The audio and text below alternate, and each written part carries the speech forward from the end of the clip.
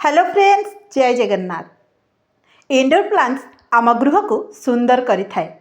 जीवंत गछगुड़िक आम गृह को जेपरी सुंदर करिथाए सेहीपरि आमको ऑक्सीजन मध्य प्रदान करिथाए। हाँ फ्रेंड्स, से मनी प्लांट हेउ, आमर एरिका पाम हेउ किंबा स्नेक प्लांट हेउ किंबा अन्य कौनसी इंडोर प्लांट्स हेउ, एगुड़ी को आमे गृह रे सजई थाए डेकोरेशन पाई। आउ से गछ मानक भितरु गोटे हेउची पाम ट्री, माने आमर जो नड़िया गछ भली देखा जाउथिबा गछटी, ताकू जदि आमे ड्राइंग रूम रे हेउ किंबा इंडोर एरिया रे सजई थाए ताहा बहुत सुंदर देखा जाई थाए। किंतु फ्रेंड्स, आज मु मोर सेही पाम ट्री रो रिपोर्टिंग एठी देखैबाकू जाउछि। मोर गोटे पाम ट्री थिला जहाँकि तार रूट बाउंडिंग हो जाइछि, माने आमर जो पटटी थाए ता भितरे से तार चेर गुड़िक बहुत हो जाई थाए, सेथिलागि गछटी ठीक रे ग्रोथ करे नाही, आउ बेले बेले पटटी को मध्य फटई दे थाए।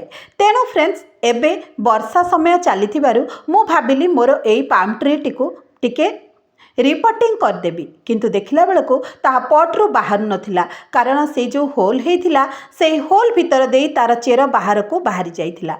तेणु फ्रेंड्स, मु ताको बाहर करी एही परि भाबरे ताको कटिंग करी ताको पुणी थरे रिपोर्टिंग करबा को भाबिली। जदि आपणकर गछगुड़िक सी हो इंडोर प्लांट्स हो किंबा आउटडोर प्लांट्स हो, जमती कि फ्लावर प्लांट किंबा फ्रूट प्लांट जहाँ भी आपण लगेइछंती घरे, जदि सी रूट बाउंडिंग हो जाउची, माने बहुत सारा चेर हो जाउची आपणक पट रे, ताले ताको तुरंत बाहर करी एहीपरि रिपोर्टिंग कर दियंतु। कारण जदि रिपोर्टिंग आमे न करिबा ताहाले से गछटी ठीक भाबरे ग्रोथ हेबो नाही। आपण माने देखंतु केते सारा चेर सेही पट रे हो जाइची, आउ माटी सेथिरे बहुत कम अछि।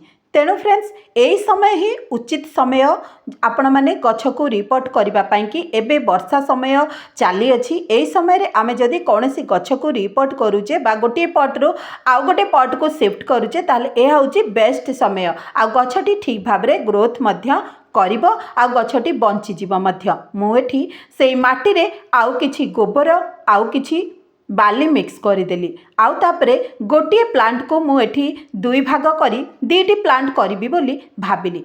गोटे गछ को दुईटी गछ करिबी, किंतु जोठी मु पार्टीशन ताको कली सेठी खंडिया हो जाइथिला। तेणु फ्रेंड्स, सेठी मु किछि एलोवेरा जेल आउ किछि हळदी लगेई देली, कारण सेई जगह रे जेपरि फंगस न लागंतु आउ गछटी को मोर नष्ट न करंतु, सेथि पाई कि मु एठी आग एलोवेरा तापरे हळदी ता दिहरे लगेई देउची। आपण माने जदि भी कौनसी गछ को कटिंग करूचंती किंबा रिपोर्ट करूचंती, हळदी निश्चित मिक्स करंतु माटी रे। हळदी माटी रे मिक्स करबा सहित सेतरे जो क्षतिकारक पोक गुड़िक थिबे से गुड़िक मरि जांती, आम गछ को कौनसी क्षति करि न थांती।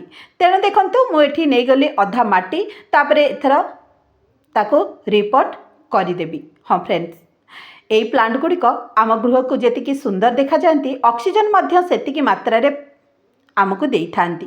तेणु एई प्लांट गुड़िक निश्चित घरे स्थान दियंतु। हाँ, ये तो संपूर्ण इंडोर प्लांट्स नुहे, आको मझिरे मझिरे खरा देबाको पड़ी थाए। जदि घर भितर एई पाम ट्री को रखुचंती ताहले 15 दिन भितर रखंतु, आउ 15 दिन एहाको खरा दियंतु, तापरे जाई गछटी भल बढ़िबो आउ भल सुंदर भाबरे ताहा ग्रीन ग्रीन मध्य हेबो।